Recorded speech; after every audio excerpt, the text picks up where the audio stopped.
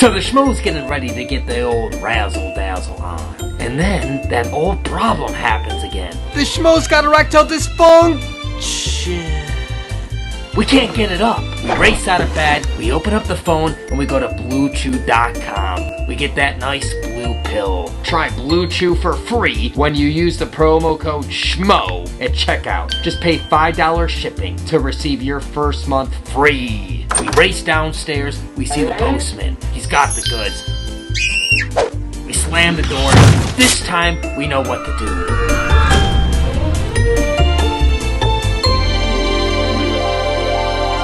The process is simple. Sign up at BlueChew.com, consult with one of their licensed medical providers, and once you're approved, you'll receive your prescriptions within days. The best part, it's all done online.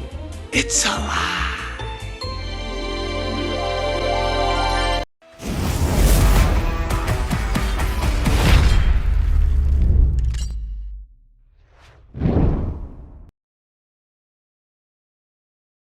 Helene here at Extreme Couture. Always great to be joined by the one and only Mr. Jake Shields. Always great to see you, and I know that you're very popular and outspoken on Twitter.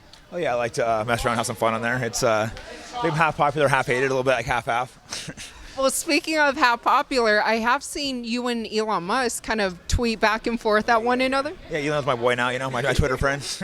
It's pretty cool, though, that he's actually on there, the app, communicating with regular people. Makes it interesting. Hey, he doesn't talk to all the regular people, though, so, I mean, you're pretty special. Okay, yeah, I guess a higher-level regular person. To me, it still seems cool when Elon's tweeting at me, so... Yeah, definitely. The conversations, has he said anything else? Slid in the DMs? No, I haven't talked to him private. I've had a few conversations, all positive, just a few times back and forth. I can't remember exactly what our conversations were, but I remember the first time seeing Elon Musk, I'm like, oh, that's cool. And, maybe I'll invite him to fight. Maybe I'll DM him, see if he wants to come to Nate's fight. Yeah, That'd be cool. Or I could ask Joe Rogan if he wants to come. Exactly. Hey, August 5th, speaking of Nate's fight, I know it was just announced today that the commission in Texas, they're going to make it 10 rounds rather than 8. So how do you feel that will benefit Nate? Yeah, I think that's definitely a benefit to Nate. I mean, Jake Paul did look in shape, so it's not like a massive benefit people think, but Nate's a huge cardio machine, so I think more rounds are better for him. I think the commission was a little bit of pain to get it cleared. They had to do a little work to get it to 10 rounds, but I think it's a big fight. It makes sense to make it a 10-rounder. Yeah, well, what about the marijuana issue in Texas? I mean, did that kind of get ironed out as well? Yeah, I think the thing is ultimately Nate, he didn't really know the rules, but ultimately, it's too big of a fight, too much money to really cancel it and move it over the weed thing. So instead, I think he's just going to stop smoking.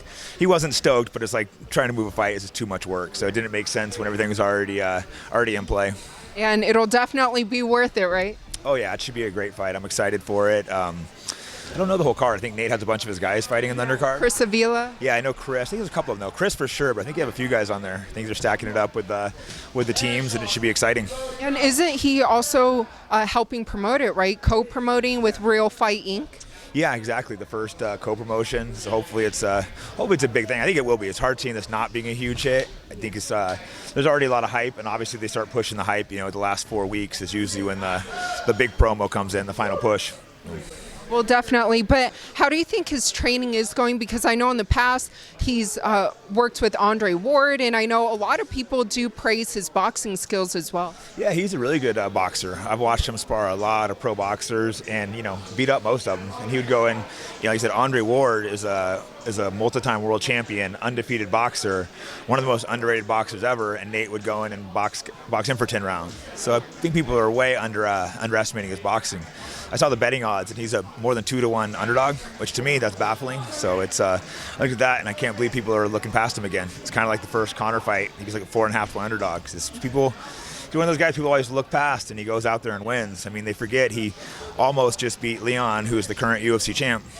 Well, speaking of that, what's your final prediction for that fight, Jake Paul versus Nate Diaz? I mean, I hate giving exact predictions. I think Nate's going to win. I do think it's going to be a tough fight. I think Paul is a good fighter. I've never been a Paul hater. I think the guy's tough. I don't think Nate's going to go through and just walk through him. I think they're going to have to slug it out for a few rounds, wear him out, and I think Nate will knock him out in later rounds.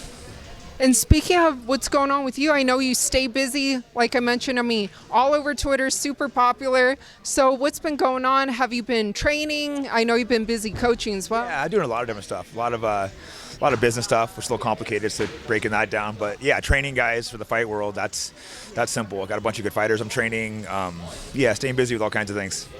Well, hey, Patchy Mix, I mean, he won that $1 million tournament, and then now he'll be fighting Sergio Pettis, right? Yeah, no, Patchy's amazing. He's like one of the most overlooked guys on the planet. Not that overlooked now, people that follow the sport with the Bellator win, but he's a vicious killer. Smitten everyone. Sergio Pettis is definitely a talented fighter, but I think Patchy's too much for him. I see him going out there and tapping him out as well and keeping his belt, or unifying the belts, I guess it is.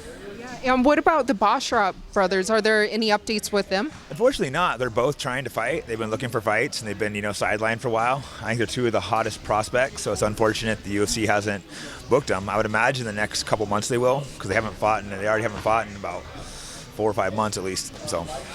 Yeah, and what about Nick Diaz? Because I know we talked about Nate, and last time you and I spoke, I mean, Nick was interested in fighting again. I mean, what's the deal with him? But then he went out to LA and Orange County, so I haven't really trained with him in the last 6 weeks. So they said he was training and wanting to fight, so I believe he's still training, but haven't talked to him as much since he's been out in Orange County.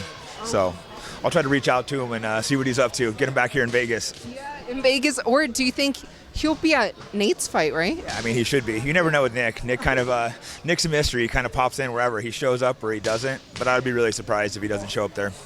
Well, we are here at Extreme Couture and Sean Strickland. I mean, you were watching him spar. He has a big fight, big main event next weekend. How's he looking in your opinion? Yeah, he's looking good. Like I was just saying, I've been able to watch him less because they've split the sparring here between light guys and smaller guys, and I'm mostly working with lightweights, so a lot of times I've been stuck watching lightweights, but he was looking really good, but I was just watching. That's why I hadn't watched him spar in a month, so I was kind of watching him. He looked sharp just now.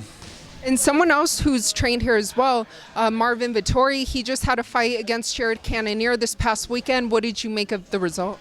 It was tough. Marvin showed how tough he was. That second round was brutal, but he showed true heart, got through, and then even after that made it a close fight. I think it was obviously the correct decision, but Marvin, to take a beating like that in the second and come back and make the fight close after that is pretty impressive. Well, you were the former Strikeforce middleweight champion, so looking at the middleweight division in the UFC right now, and with Izzy being the current champion, I mean, do you think that he should be fighting the winner between Dricus and Robert Whittaker?